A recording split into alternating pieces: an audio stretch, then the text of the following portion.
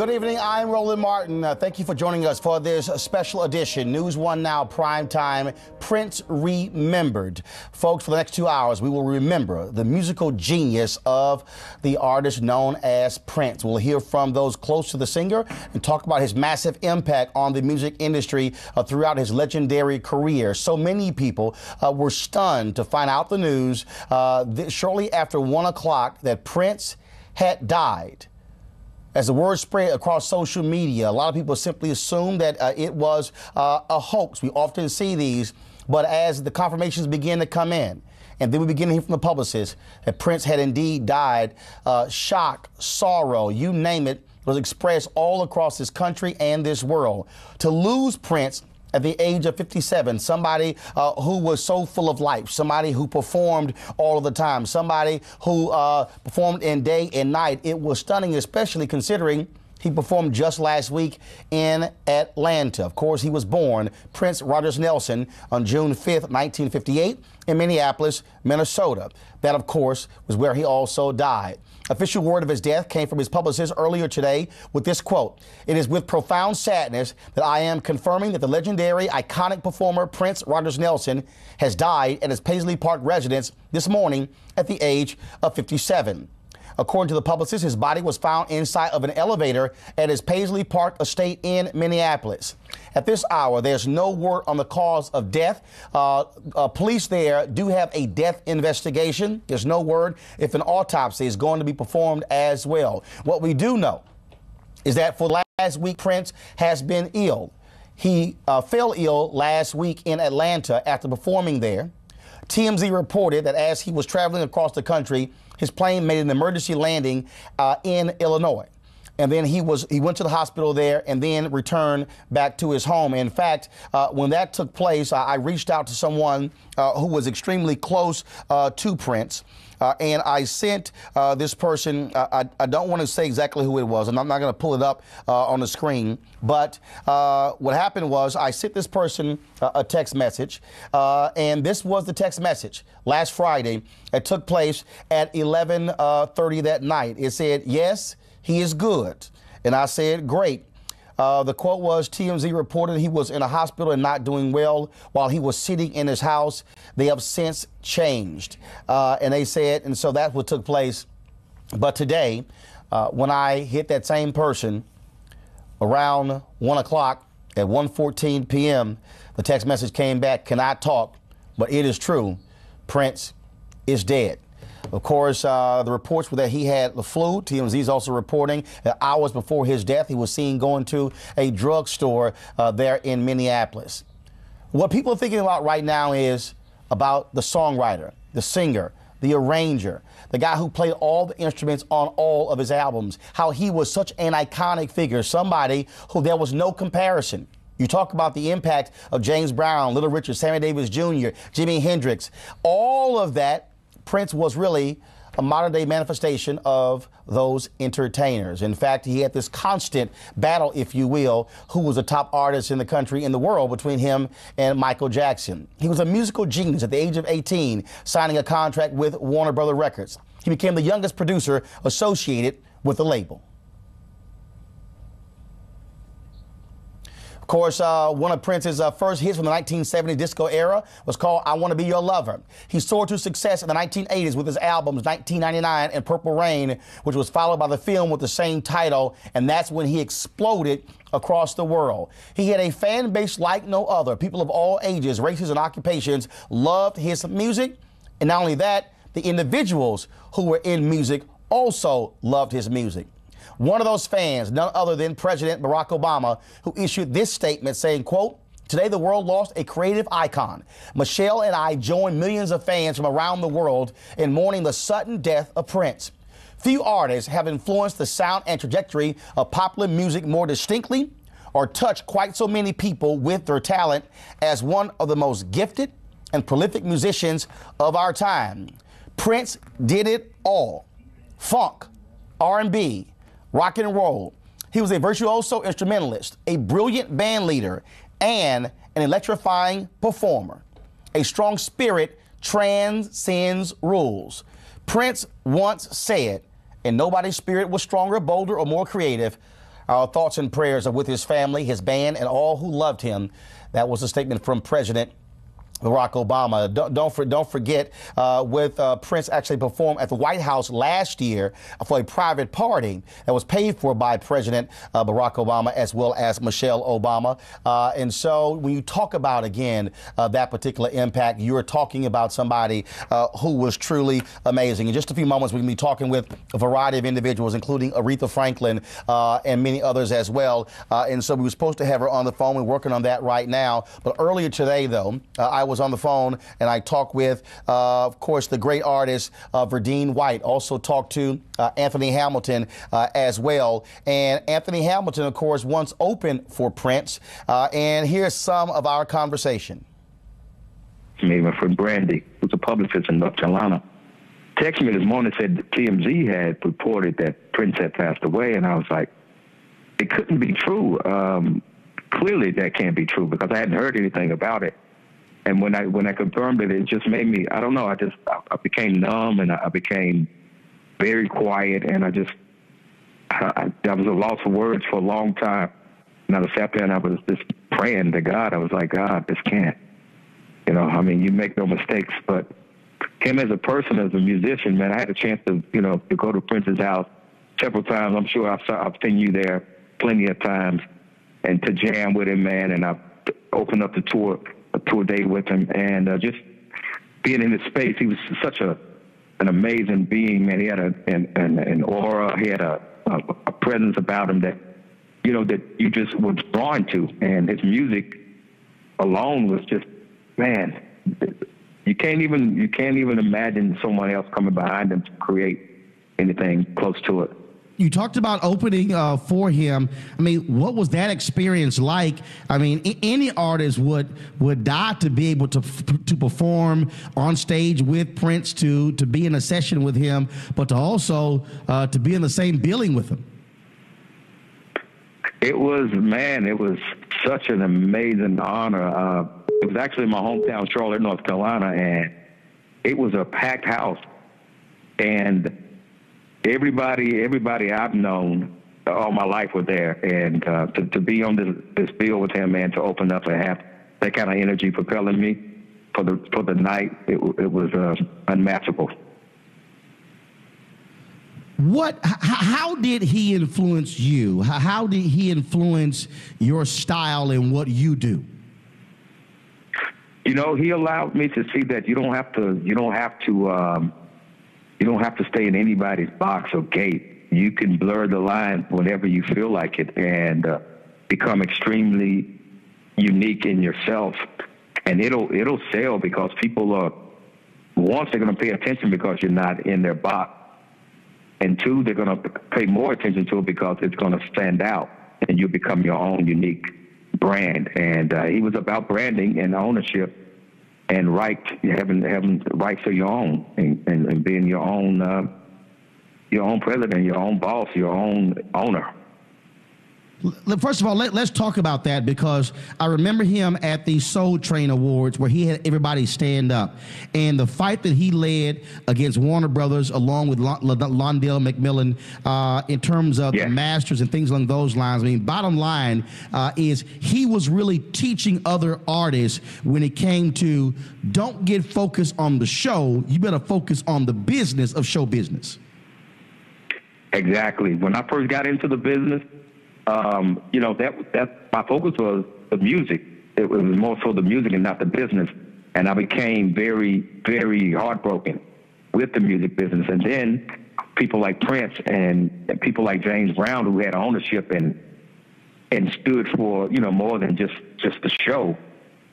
They taught me to own your stuff, man. Know your business. Have your right. Know your rights as a musician and as a writer, producer, and don't let these people play with you, because they will take everything you've ever worked hard for and send their kids to college. You won't see a dime. So he definitely made people pay more attention to, their rights and the ownership of the music and the power that you have as a brand and a musician.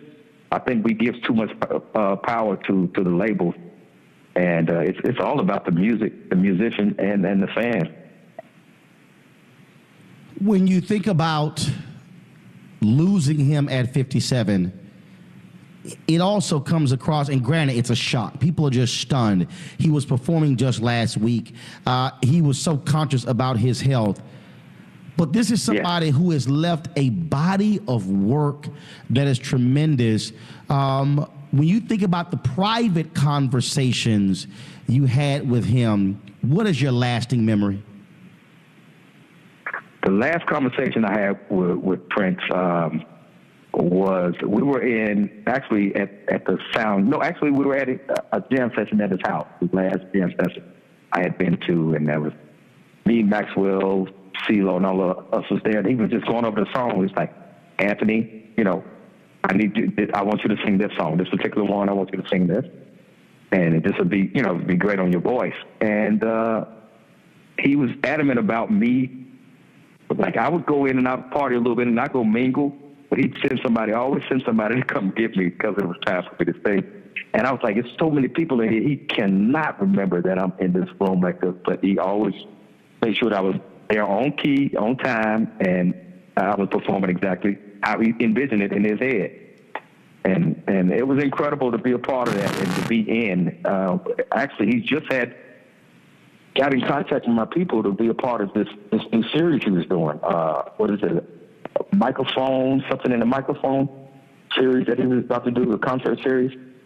Wow. And they had just reached out to us for me to to perform on it. And, my hat goes out to his family. My heart goes out to them, man. And my friend Shelby Johnson, who sang with Prince also. Right. Great. She sang with him for 6 years or so. And, my heart goes out to her as well. It's a big loss for her. We're very close. I remember us watching YouTube videos, me, Shelby, and Prince at Paisley Park, and it was the funniest thing. He was a funny man. He was funny. He had jokes. It was absolutely an honor to be a part of that. We were in Moline, Illinois.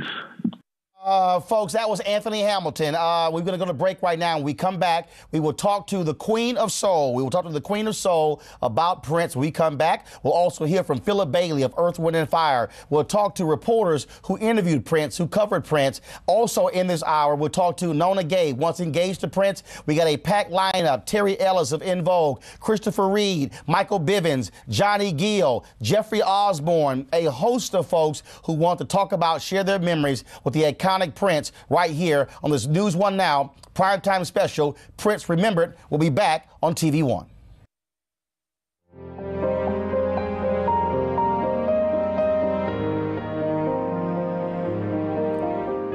Folks, welcome back to this TV One News One Now special, Prince Remembered. Joining us on the phone right now is someone who's iconic herself, the Queen of Soul, Aretha Franklin. Queen, how you doing? I'm doing okay, Roland, with the exception of hearing about Prince today. It was just so stunning. I walked out of the hotel and the doorman asked me, had I heard about Prince? And I said, heard about Prince. And he told me what had happened, and it just blew me away. It's just, what a blow to myself, to the music industry. It's a huge loss to the music industry. You are an iconic singer, one of the greatest in the history of music.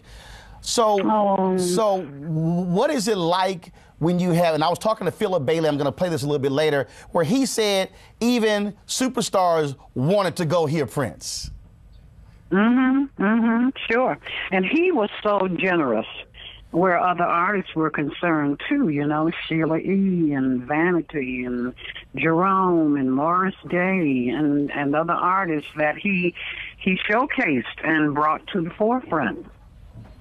When we talk about what kind of person he was, obviously he was a quiet person. He was a shy person. He did not always want to be out there publicly. He only recently joined Instagram and Twitter as well. And you described him earlier as absolutely one of a kind. Absolutely. He definitely was an original. There have been none before him that I can think of, and probably won't be any after him. We saw him a lot, on TV and different places, but no, he did not talk a lot that I know of, and he was somewhat an enigma to some of us, with the exception of the people who were very close to him and around him. But it made you want to know him a little better and know something more about him. But truly, still one of a kind and a prince of an artist. Does Aretha Franklin have a favorite Prince song? Little Red Corvette. Little Red Corvette. I love the Little Red Corvette. Yeah, there were other things as well. All right, then. Well, Queen, look, I know you're busy. We appreciate you joining us. You recently celebrated your birthday. I was there at your party there in New York. Yes, we had a good time, didn't we? Yes, we did. And so, just so you know, we believe in giving flowers while folks are here. We greatly appreciate you. Yes. It's always great that you share your time with our TV1 audience. Thank you so very much for joining us to remember Prince. Thanks so much, Roland, and thank you for having me. You take care. Joining us right now, folks, thank you, folks. Joining us right now via FaceTime, we have Russ Parr, of course, syndicated morning show host. Many folks, they hear Russ, they see him as well, and so he's going to join us in 1 second. I'm trying to get all of this together, and do understand, folks. Again, we decided about 4 hours ago to do this primetime special, and so it's been quite a busy 4 hours. Russ, how you doing? Hey, Roland, how you doing, man? Doing great, man. Just share your initial thoughts. The passing of the iconic Prince. Well, obviously everybody's shocked, and everybody can tell you where they were, what they were doing whenever they heard Prince for the first time, or your favorite Prince song. I think one of the things that I remember most about him is that he revolutionized the music industry. I mean, he was the only guy that had the courage to step out and say, "You're not going to own me," to the point where, he changed his name. He wanted to get control. He wanted to have control over his music rights. And so many artists over the years have lost so much money because they didn't own those rights. And Prince spearheaded that. Heck, Prince spearheaded, getting, music off the internet now, because he was one of the first ones. Everybody thought, "Oh, Prince is crazy, man. He's going to sell his music, from the internet," and that's what we're doing now. Everybody buys that record that they want, off of a variety of services. So it's kind of interesting that, he revolutionized, the music business. He made it important for artists to understand that you need to own your rights. You need to own your masters. In fact, Russ, he took heat for that. In fact, Russ, a lot of people don't realize, first of all, when he broke up with Warner Brothers, he left 700 songs. But more importantly, people forget Prince had downloaded music on his website before iTunes. He was that ahead of his time. Exactly. And that's what I'm saying. People don't realize, we're talking, that was a good 15 years ago, man. Or longer, when he started, doing the artist formerly known as Prince. And I think the big thing that we have to understand is not only is he leaving an incredible legacy of rich, powerful, music that, that will stand the test of time. And it obviously does that, because no matter what you do, you could be sitting in a club somewhere in Cleveland somewhere, and at midnight, Prince will just walk in and just start playing. I mean, that's one of the things that you liked about this guy, is that, he loves the element of surprise. He would do an impromptu session in seconds, and no one believes you. Hey, man, last night, man, we were at this club, man, and Prince showed up, and there he was performing. But I just have to say, man, this guy really revolutionized the music industry, and there are so many people now that are not broke because of Prince. Because I'm telling you, you sign away your rights, man. You didn't have that, and that's one of the things that I hope people don't forget, that was one of the contributions that he made to the industry. Absolutely. Well, Russ Parr, we appreciate you, man, sharing your thoughts with Prince, with our TV1 audience. Thank you so very much.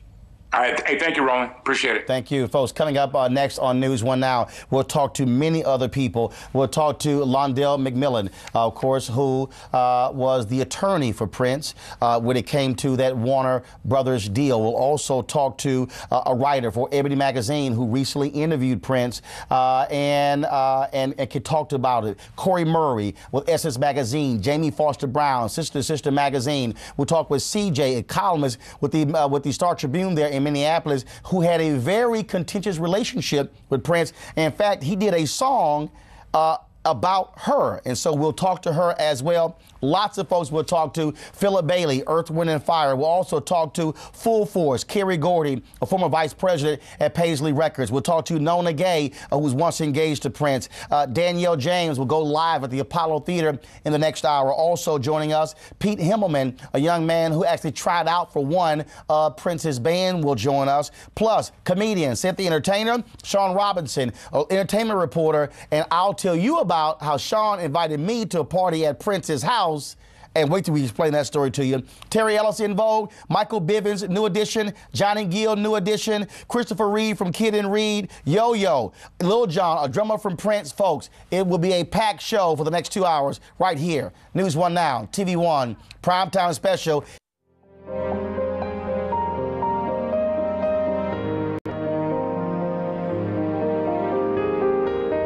It's been almost 12 hours since cops were called to the estate of Prince in Minneapolis, where his body was discovered. And as the news has continued to spread, many people sharing their thoughts and their memories of the great legendary singer Prince. One of the folks had an opportunity to interview him in August for Ebony Magazine. He joins us right now. Miles Marshall Lewis joins us via FaceTime. Miles, welcome to TV One. Thanks a lot, Roland. How are you tonight? Doing great. You're one of the few journalists who had an opportunity to spend some time with Prince. Tell us, what was that like? Where did the interview take place? And what was the discussion about? Yeah, well, at the time we were talking about Tidal. You know, he had aligned himself with Jay-Z's streaming service Tidal because he believes so strongly in artists' rights and you know, royalty rates going to the artists and stuff like that. So, you know, I was flown in to speak with him at Paisley Park Studios in August, and it was an amazing experience. I mean, you know, I've been a Prince fan since the early 80s, really, and you know, I had never been out to Paisley Park. We had met briefly once, and he seemed to remember me. You know, he said I had a familiar face, and he gave me a hug, and you know, by the end of the interview, speaking for like 2 or 3 hours, we ended up in his Cadillac sports car, and he was like playing me music that was unrelated to the interview. You know, it was an album that he had finished that was gonna come out, you know, like far in advance. He's always recording, so it was just an amazing time. But there was a moment there, of course, you did the interview, and Prince had a policy when it came to his interviews where he didn't allow to be recorded. So how did you take notes? Did you take notes? Did he allow that? Describe that process, because he was extremely particular about interviews. That's very true. Yeah, I mean, for decades now, you are not allowed to interview Prince with a tape recorder. So, you know, I guess he's used to the process of reporters sort of running off to the bathroom and, you know, taking vigorous notes and coming back and you know, just remembering as much as they can. You know, my memory is pretty photographic, but not to that extent. So, you know, I did as much, you know, note-taking as I could, but not in his presence. He doesn't even allow that. So, you know, I got down as much as I could, and really, you know, I remembered the gist of it. I mean, I don't know, you know, I took some broad strokes here and there, but, you know, there were conditions that I was willing to go through, you know, in order to speak to him. When you posted the interview on ebonymag.com, it was up for a bit, then all of a sudden it disappeared. What happened? True. What happened? Yeah, I mean, you know, he's very protective of his image and of how his words get out there to the world. So he read it, and I guess maybe I remembered a little bit too much, or maybe he came off a little too frank in the interview for his taste, for his liking. But yeah, he read it, and his people contacted the magazine and asked us to take it down. Basically, he said that he thought the conversation was off the record, which, you know, was not the complete truth, because during that interview, he told me certain things off the interview, or off the record, I should say, and then continued with the regular interview. So it's like, you know, he must have known that the majority of it was on the record, so and we never published anything. So is the interview, he told me was off the record. Is the interview now available, or is it still offline?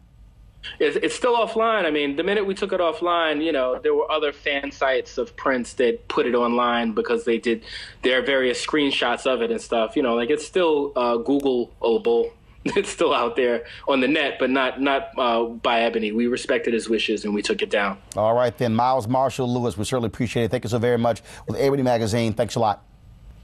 Thank you. Thank you for your time. Thank you, folks. Joining us right now on the phone is Kerry Gordy, a former vice president of Paisley Park Records. Kerry, welcome to TV1. Hey, Roland, how you doing, man? I'm doing great. First of all, how long did you work at Paisley Park Records? Probably 3 years. 3 years. For our folks, very few people, obviously, with our audience, had an opportunity to know Prince in the way that you did. So please tell us what was it like working with Prince? Well, first of all, working with Prince was amazing for me because he absolutely gave me autonomy to do everything that I needed to do. And so if I wanted to do something, then there was no question about it. We would get it done. Now, every once in a while, he would have some things that he would want to do that we would do. But for all intents and purposes, he kind of went along with my with my focus. He was an extremely talented musician with his albums. This is a guy who not only could do all the vocals, he could play all of the instruments. He was a one-man band, if you will. Can you speak about literally how much of a genius he was, and to watch that process as he worked? Well, the point is that he was amazing because, you know, I'm a musician as well. So we used to play together, and it was just amazing because he was every time I was around, he was kind of like a show off, where he would come over and he would play the guitar in my face, then he would get on the piano, which I was on, and then he would play a piano lick better than I did. Then he would go over to the bass player and take the bass player's bass and do whatever and outplay the bass player. Then he would go get on the drums and outplay the drummer. The man was phenomenal. He was an incredible writer and an incredible producer, and he was just one of those threats that could do literally everything. Luckily, he needed somebody to handle the marketing. Because if he could have handled the marketing and the promotion and distribution, then I would have been out of a job. Kerry, one of the things that people also don't realize how amazing of a businessman he was. He protected his likeness. If you posted a video, if you went to one of his concerts and you posted a video, they would be on you on YouTube to take it down. He was very much about protecting his rights, protecting his music. He understood the value of being able to pay an artist for their rights. For the longest, he wouldn't even allow iTunes to stream his music, because he felt he wanted folks to be able to get the whole album versus buying individual songs. Well, I was with him when he changed his name to a symbol. And the reason that he changed his name to the symbol is because he felt that Warner Brothers owned him. Well, Warner Brothers owned, quote unquote, Prince, the word Prince, the name Prince. So he decided that, okay, I don't want them to own me, so I am going to change my name. And you know what? All of the albums that they have under the name Prince, they can have, and they can do whatever they want to do with it. I'm not turning in any more records under this name, and from now on, I am going to own anything that I do 100%. The publishing, which is the copyright, and the masters, which are the sound recordings. Kerry Gordy, we surely appreciate you joining us right here on TV1 to share your thoughts about Prince. Thank you so very much. Okay, man. Thank you, folks. When we come back, we'll talk with Jamie Foster Brown. We'll chat with Kevin Lyles, music exec. We'll also talk with the litany of people who worked with Prince, who knew him well. Folks, we have our extensive coverage on the death of the iconic singer Prince at the age of 57. Passed away this morning at his home in Minneapolis, Minnesota. This is News One Now, primetime special on TV1, Prince Remembered. Living Innovations.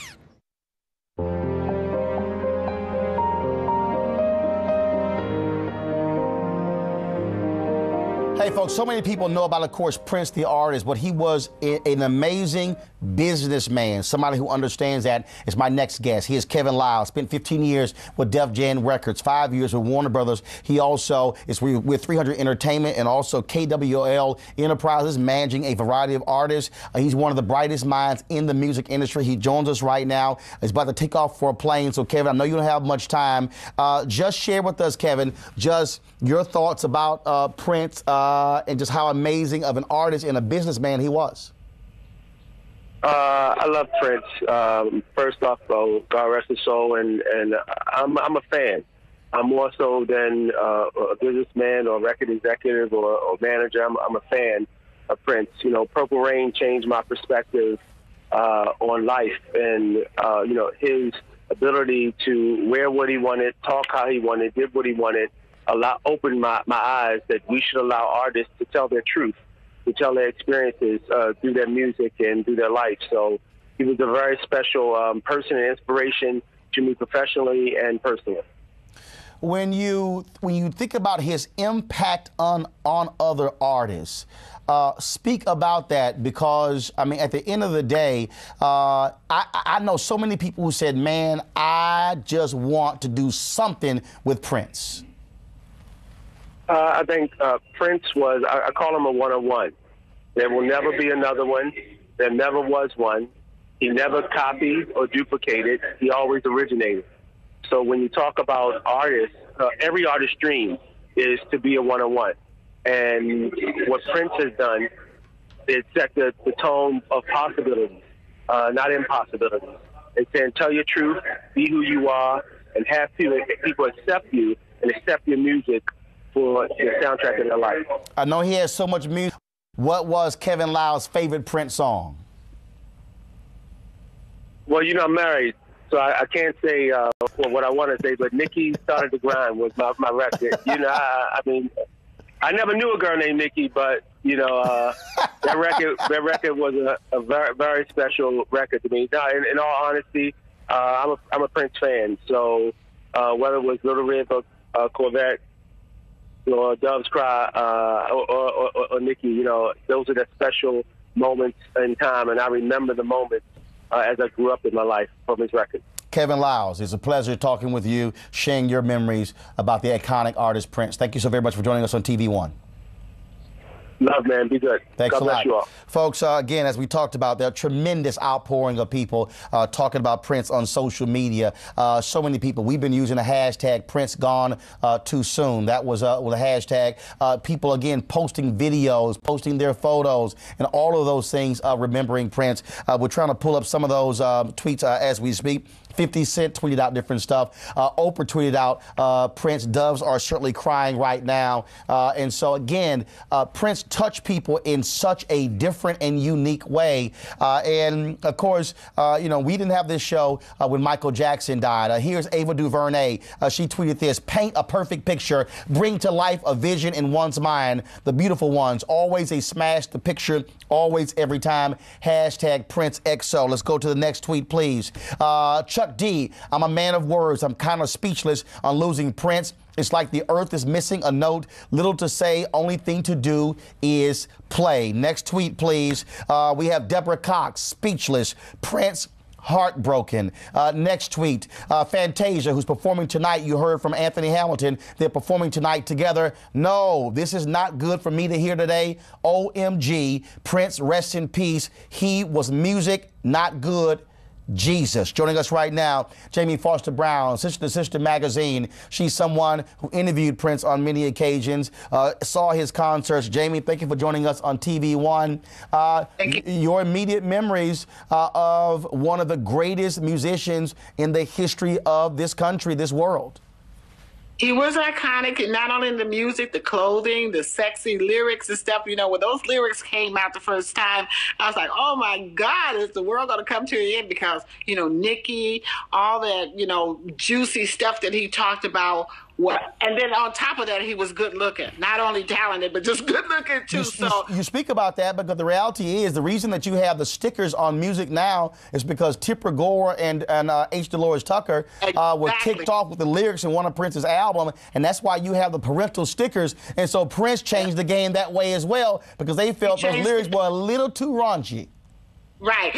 That way, and also to control his music. I think you mentioned that earlier. He was the first. And remember, he had slave written on his face at one time, like he was a slave to the music industry. But one of my fondest memories of Prince was like a little over a year ago. I couldn't believe it. We were in a nightclub up in New York, and I think he had two acts that he was bringing, a young woman and a group. And he wanted to present them their music, and we were in this nightclub. So he was up in the DJ booth along with his artists. They were playing the music. I was standing on the steps below him and behind the bodyguard, one of the bodyguards. And all of a sudden, I see this look like a little white arm and hand sticking out from behind the bodyguard. And then his head came out and he said, "Can you please take me out of here?" And I was like, well, I mean, I was stunned, and I said, okay. And then I grabbed him, and I walked him through the crowd. They didn't bother us. I guess everybody was a little bit stunned. And I took him downstairs in the basement where the artist had been. Wendy Williams had been there earlier also, talking with him. And it was then he told me that he had watched me for over the years. I had never really interviewed him. I have been with other media that had, he would do a group. He didn't do a whole lot of interviews. It was very private at the beginning. And so that he said, I've watched what you've done with the artist. I admired you. You still look good, And he said, I want to talk to you some more. And I was like, okay. He got distracted. But I knew that Prince stayed up to talk. He didn't go to bed till 6 a.m. in the morning. Right. And that I would have had to be there with him to 5 a.m. in the morning. And I just, I couldn't wait that long to talk to him. It was a wonderful night. His arm, his hand were it was like childlike. It was almost if it was a 6-year-old. And even I felt his fingertips. I thought that they would have calluses on it from having, played the guitar all these years. Nothing. It was cerebral. It was just, surreal to me. And it was just a joy for me to have been with him that night. So I mourn him, but I'm glad we had him. I think that God takes his angels back early, just like he took back Michael Jackson. I mean, we can only have them for a little while, and then they go back. So I'm just happy that God sent him to us and that we all enjoyed it, that he gave us so much. We can't be, selfish.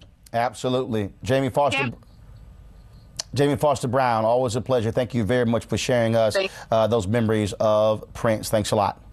Thank you. Folks, when we come back, we'll talk with CJ, a columnist with the Minneapolis Star-Tribune, who had quite a contentious relationship back and forth with Prince, also Nona Gay, who was once engaged to Prince. She'll also join us on the show. In the next hour, we'll talk with Terry Ellis. We'll talk with Seth the Entertainer. We'll talk with Michael Bivins, Johnny Gill, Jeffrey Osborne. A packed hour left as we pay tribute to Prince right here on News One Now on TV One.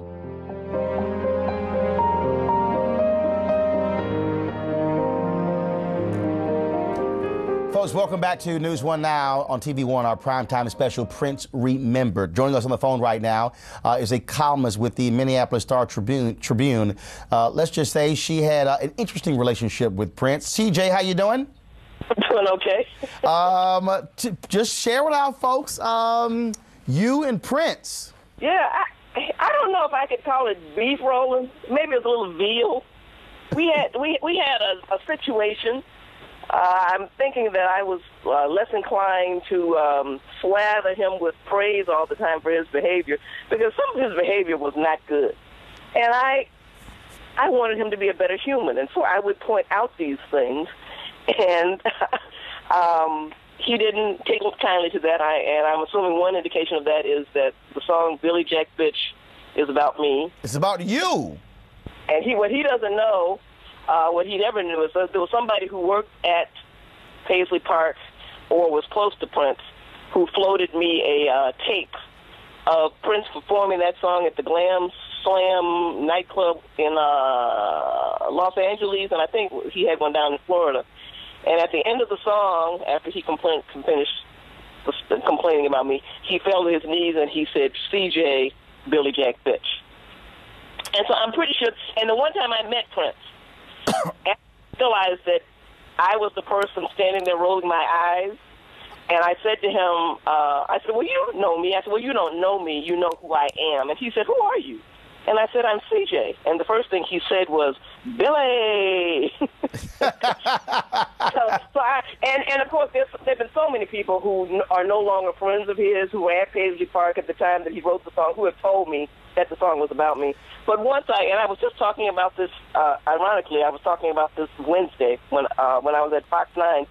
I went to Paisley Park for Sharon Sells Belton's fundraiser. That's the former mayor of Minneapolis. And I'm out there, and I put on some glasses, which I wasn't seen in at that time, and I put on a cute little purple dress. And I was out there, and I was bopping along to the music, and he was up on stage, and he got a look at me. And the next thing I knew, I was being tapped on the shoulder, and someone who said in my ear, "I've been asked to ask you to leave."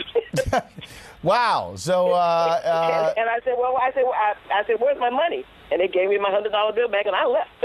Wow. Well, he certainly was someone who, again, he could be a little tough with journalists, and so. That's okay. That's okay. I'm okay with that. Gotcha. Okay with that. Well, CJ, But he was one of a kind. He was one of a kind, and I've gotten a little hate because I've been saying that he was the real music icon in Minnesota, not Bob Dylan. They were different kinds of guys, but I just think Prince had more star power. CJ, you don't have any, baby. This TV one, you ain't got no argument here between Prince and Bob Dylan. Prince absolutely above Bob Dylan. I got to get to a break. CJ, it was great you joining us. We'll be sure to have you back as well. Thank you so very much.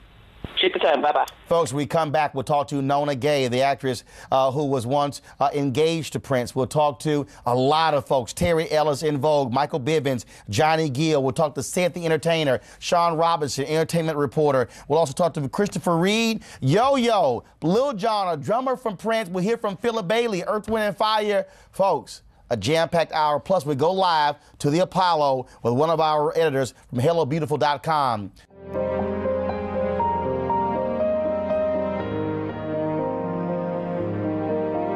Welcome back to our second hour of this News One Now primetime special. Prince Remembered. The iconic singer died earlier today at his home, found dead in an elevator in Minneapolis, Minnesota. There still is no cause of death. It is under investigation. Cops in Minneapolis are trying to get access to Prince's health records when he stopped off at the hospital in Illinois last Friday. TMZ is reporting. Again, this has not been confirmed by police or from anyone in the Prince camp. TMZ is reporting it was a drug overdose last week. I'm just simply cautioning you on that. And so, but in the meantime, people are simply still stunned at the news of the death of the 57-year-old singer. Right now, I want to go out to the Apollo Theater.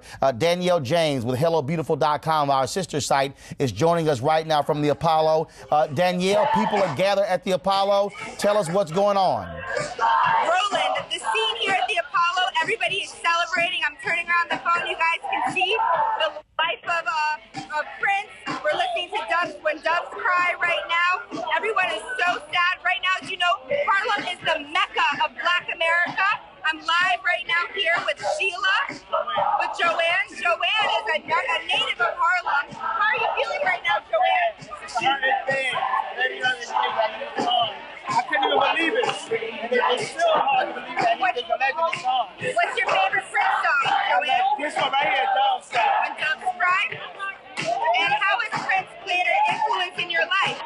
Oh man, I've been growing up. Prince been in my life since I was a little kid. I'm a grown woman right now with kids of my own. Yes, thank you, Joanne, so much for talking to us.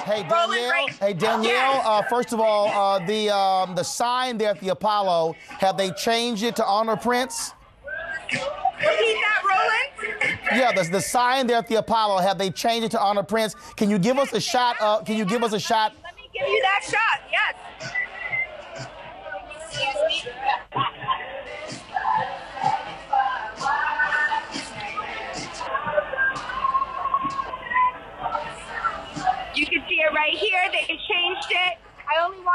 laughing in the purple rain, in honor of the beautiful Prince. We are live from the Apollo Theater, where the Mecca of Black America in Harlem, the Mecca of music for Black people. We are here and we are just all celebrating and listening to Prince music while people are here selling shirts in honor of Prince. Right now, we have shirts being sold. The likes of Prince people have gathered around. They're dancing, they're singing. People are just talking about reminiscing on what Prince has meant to them, how much they love Prince, how much he means to them. The atmosphere is heavy with sadness, but people are just loving and celebrating the life of Prince. All right, then. Danielle James, HelloBeautiful.com. We certainly appreciate you joining us live from the Apollo. Thank you so very much. Thank you, Roland. Thank you. Well, folks, there are so many people we're talking to who remember Prince, who knew him well. My next guest is someone who not only knew Prince well, she was once engaged to him.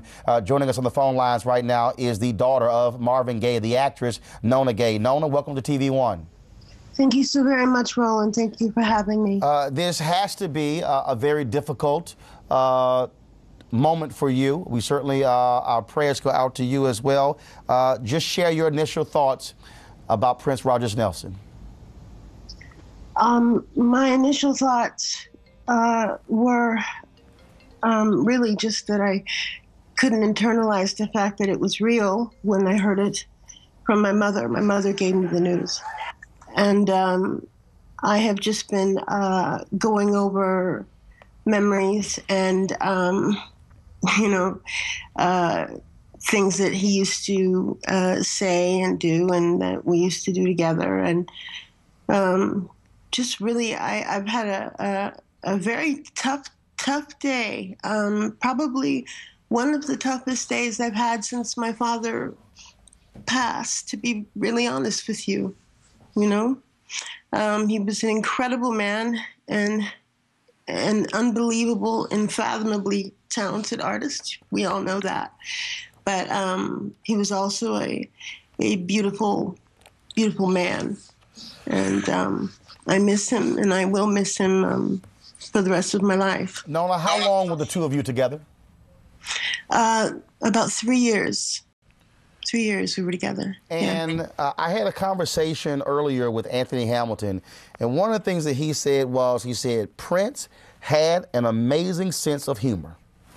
Yeah, he did. He was actually quite funny. He really was. He made me laugh all the time. And I know people kind of think of him as being very shy.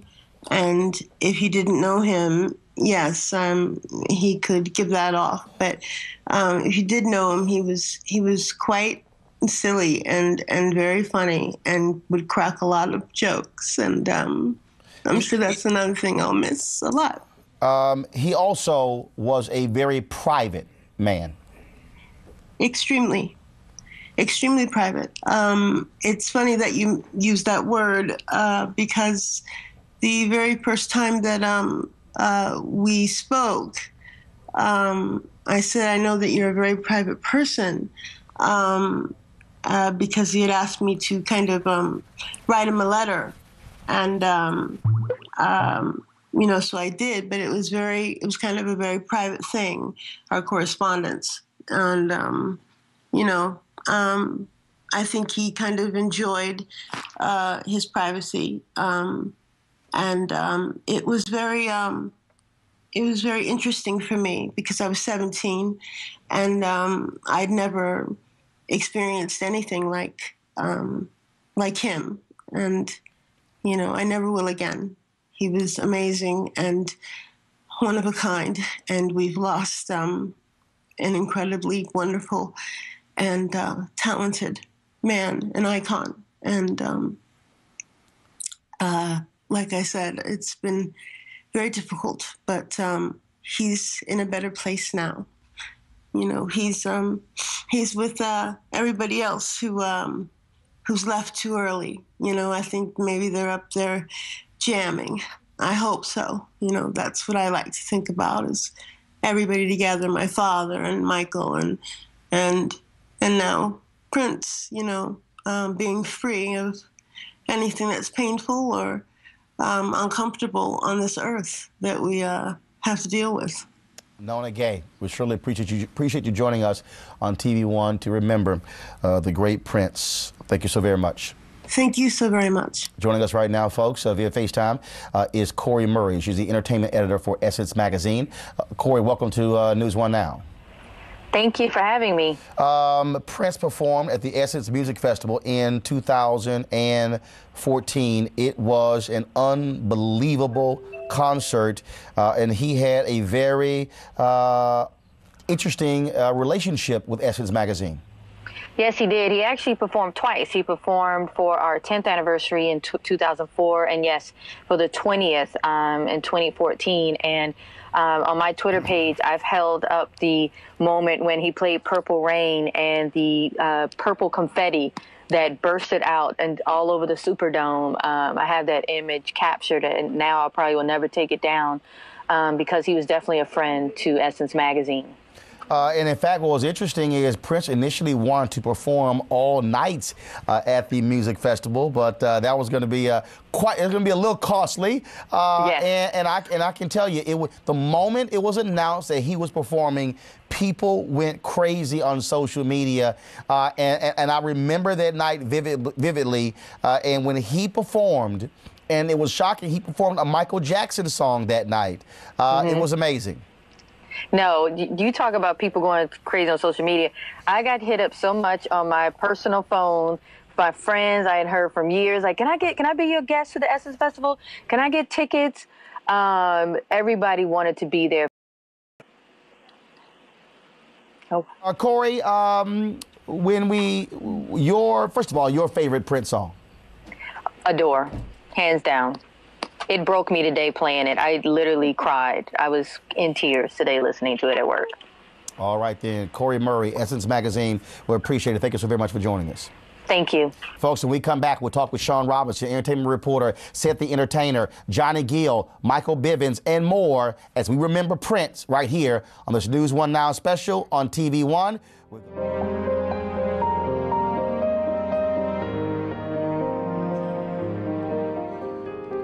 All right, folks, welcome back to this TV One News One Now primetime special. We remember Prince. Joining us right now from Los Angeles is Sean Robinson, longtime entertainment reporter. And Sean, glad to have you right here on TV One. I can thank you for a great Prince memory. 2011, 5 years ago, we're at the NBA All-Star Game. I get a text message on my phone as I am at a party for Diddy's party, and a text message says, "Roland, you want to come to a party at Prince's house?" And I go, hell yeah. And so share your thoughts about Prince. Yeah, you know, that was a really fun night. This has been a really tough day, as you know, Roland, for so many people who knew Prince well, and for those who were fans. It's just so shocking. You know, I knew Prince. I've known Prince probably for the last decade. I met him first as a reporter, and then we became friends. I had the honor of being a guest in his home many, many times. He took me and my dad out to dinner. He loved my father, and had wonderful conversations with him just about spirituality, about the business, entertainment business, about leveling up, as I call it, reaching further and using our platform for good and helping other people. And I remember that particular night, Prince wanted to have a party. It's at the last minute. He said, "Sean, call some people over to have a party." And I'm thinking, okay, who do I know who's in town who will make it a good party? Oh, Roland Martin, of course. Yeah, I text you and thank you for answering the call because you made it a really, really fun night. Well, what was interesting is when I walked into the house, and look, I'm from the South. I go, you greet the person whose house you go to, and so I walk in, I'm like, well, where Prince? And you look like, I don't know where Prince went. And all of a sudden, we see him. He's playing the drums to the DJ. And so, okay, fine. And so deal is, you don't go up to Prince, he come up to you. And so we go dancing, and you know me, music starts, I'm gonna dance. And then all of a sudden, I'm dancing with my wife, Jackie. And then Sean, next thing I know, somebody walks up to me, hands behind their back, and he goes, "How you doing?" And he says, You dance very well. You would come to my house anytime. And then, of course, that night, and then about 2:30 in the morning, this thing turns into a full concert. So all of a sudden, I see people plugging stuff up, and then next thing you know, he goes and gets a cake. Shelby J is singing, and it was unbelievable. And now what was crazy is he had these signs in his house, and tell folks about that. You couldn't tweet, you couldn't take photos or video, and the sign said, put it in your memory bank. Yeah, that's how it was. The policy was you don't take pictures at Prince's house, and we would always honor that, of course. You know, and I just didn't. I mean, I've known him for the last decade, and I never talked publicly about him because, you know, that I wanted to respect his privacy. Right. And today is a day for so many people who had those very personal and fun memories of Prince to share them with the world, to let people know that he was more than just you know, this musical icon. He was a good person. He was one of the smartest people that I ever knew. I mean, some of the conversations that we would have late at night, like 5 o'clock in the morning. And Sean, folks don't realize he actually gave Van Jones the idea for Yes We Code. The initiative where to get young people coding for Silicon Valley.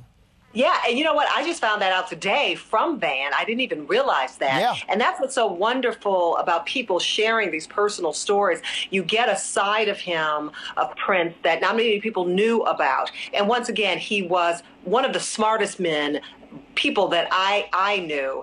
And we would have these late night philosophical conversations at his house, and also he was funny. He had a really funny sense of humor, really dry, sarcastic sense of humor.